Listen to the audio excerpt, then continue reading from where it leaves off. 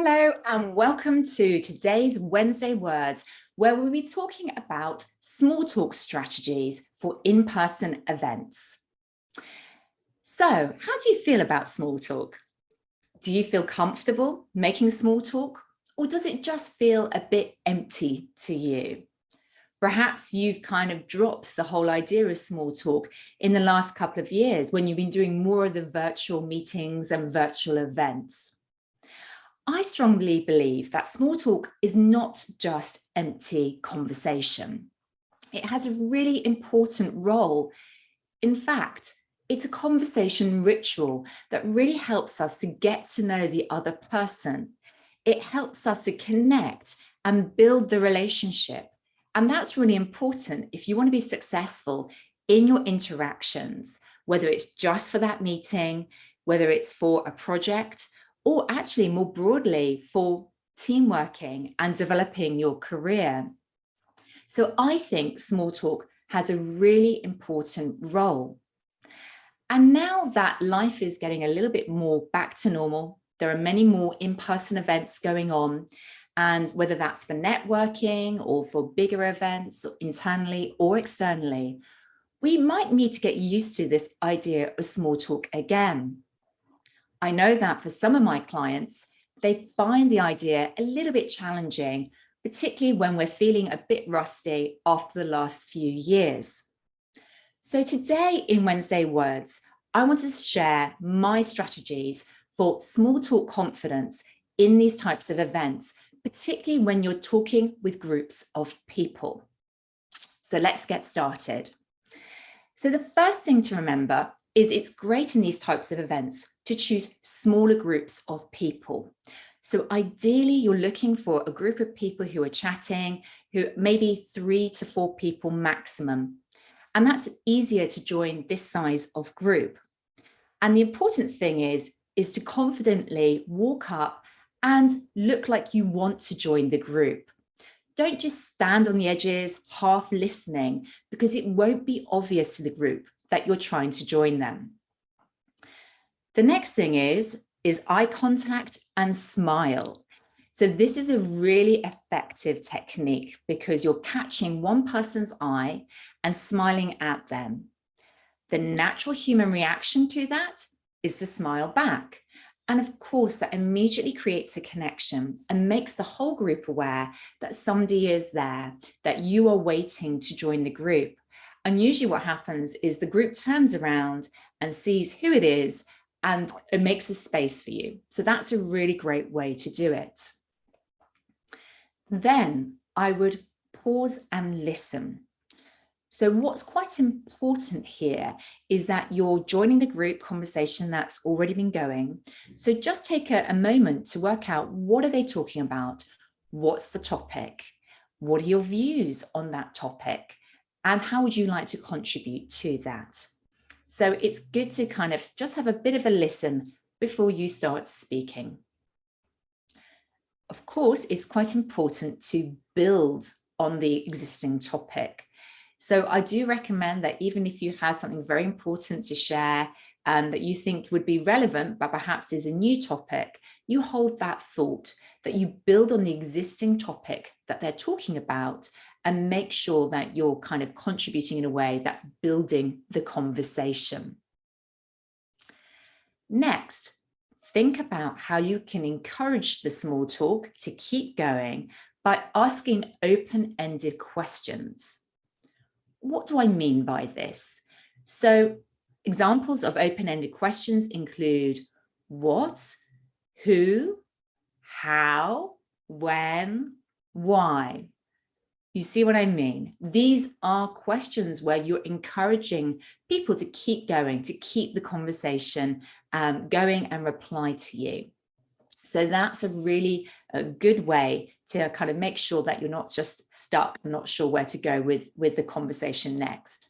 So some examples might be, oh, who else do you know at this event today? Or tell me more about this topic. When did this happen? Or how did you move forward from that challenge? These are really great questions to build.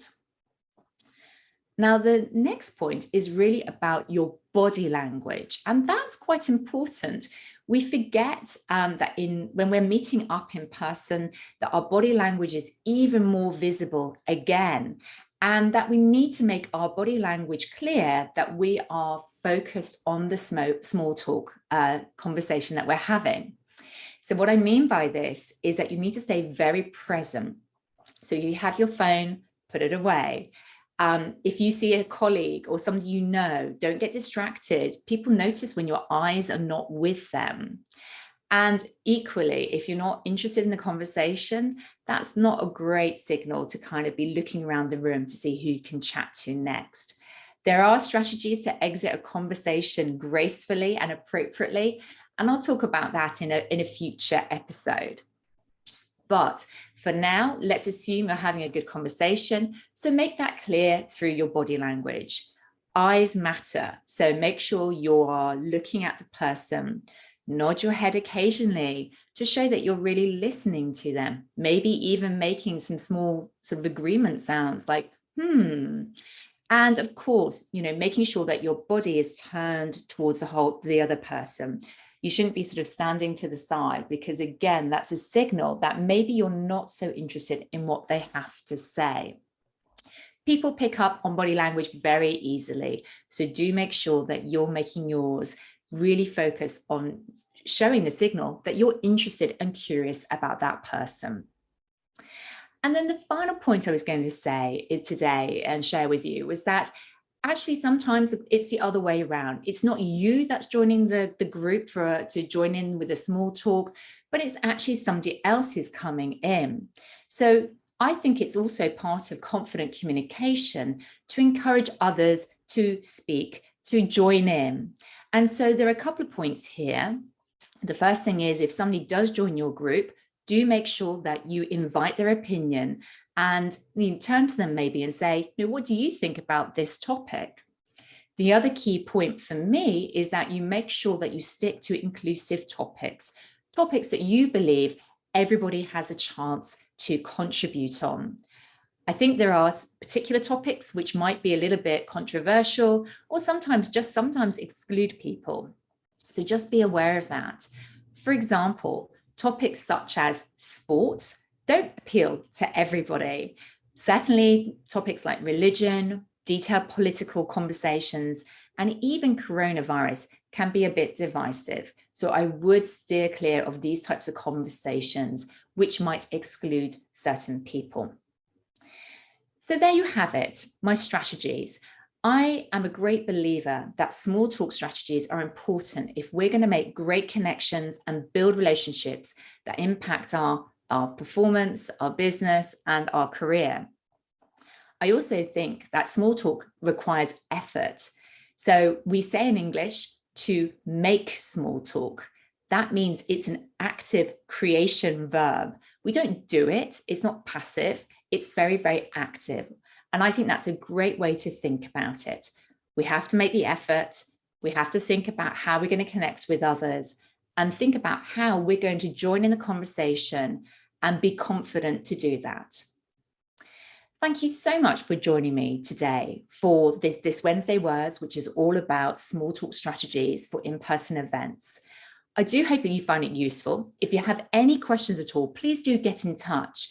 And if you're not following these Wednesday Words regularly, then please do make sure you subscribe if you're watching this on the YouTube channel, or make sure that you sign up the link below so that you can actually receive the emails to know when they go live each week. Thank you so much. I'm Victoria Reynoldson, Communication and Culture Coach, and I look forward to seeing you next time on Wednesday Words.